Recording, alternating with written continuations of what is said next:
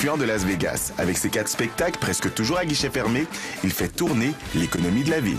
On dit que 10% des gens qui viennent à Las Vegas viennent pour voir des shows du Cirque du Soleil. Je suis pas sûr que c'est 10 je pense que c'est statistique, c'est à peu près 2-3 mais sur 36 millions de personnes, ça fait quand même un bon nombre de personnes. Est-ce qu'on peut dire que les Québécois génèrent beaucoup d'argent pour Las Vegas, avec Céline, avec le cirque? Ouais, je pense que ce qu'on peut dire, c'est que les Québécois ont pris le contrôle de Las Vegas.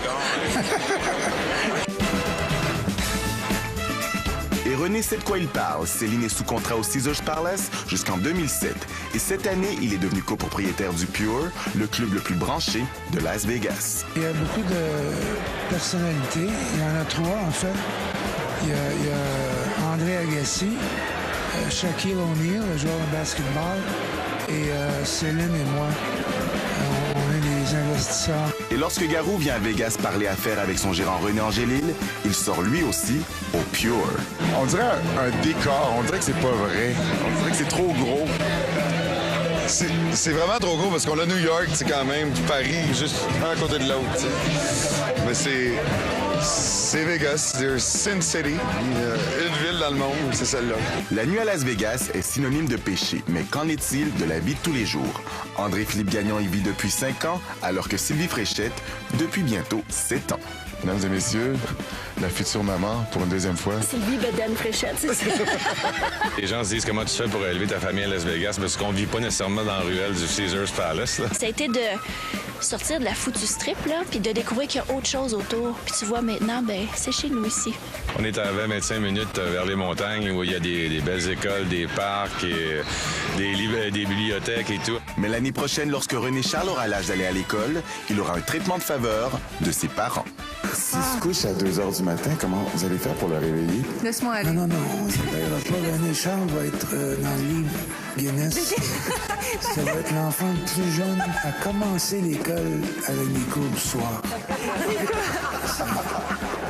OK, donc c'est pas René Charles qui va aller à l'école, c'est l'école qui va venir à René Charles. Ouais, il faut s'en parler. Il va faire son éducation scolaire 11 heures du soir. Avec des cours du soir. À droite, là, c'est le sportsbook.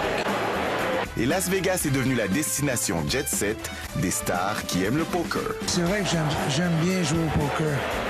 Et je dois aller de l'autre côté de la rue pour pouvoir jouer. Tu parlais de René au poker. Est-ce que nous, on peut te croiser sur la strip aussi en train de magasiner? Ben justement, pas plus tard qu'hier soir, même mon mari ne sait pas. Après le show, je suis arrêtée chez Chanel à côté. J'étais comme, j'ai appelé, je disais à quelle heure vous fermez? Ils ont dit minuit. Ça, c'est l'avantage ici, tu sais. Fait que le bodyguard m'a amené chez Chanel, j'ai chopé.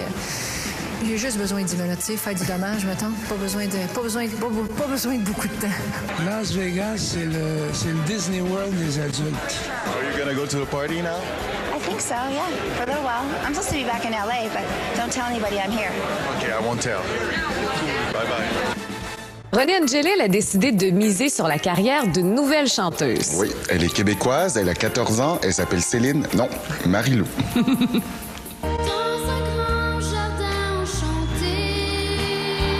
On avait vu Marie-Lou au spectacle de La Fureur de Céline et on avait été très impressionnés par son talent.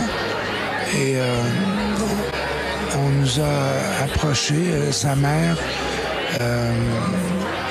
sa famille.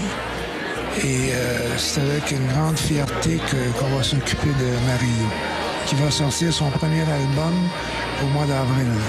Pourquoi vouloir t'occuper d'un autre artiste alors que tu as déjà acquis tout ce que tu pouvais acquérir? Bien, c'est toujours la passion du show business. C'est certainement pas pour l'argent. On aime ça, on vit dans le show business. Est-ce que lorsque tu l'as entendu pour la première fois chanter, tu as ressenti ce que tu avais ressenti pour Céline? Est-ce qu'elle a une graine de Céline? Elle a chanté Ce n'était qu'un rêve, hein, la première fois que je l'ai entendu chanter. Alors, disons que j'avais pas entendu quelqu'un chanter Ce n'était qu'un rêve aussi bien que ça depuis Céline. Elle a beaucoup de talent, elle a tout le talent qu'il faut. Disons que c'est la fille la plus talentueuse que j'ai vue depuis Céline.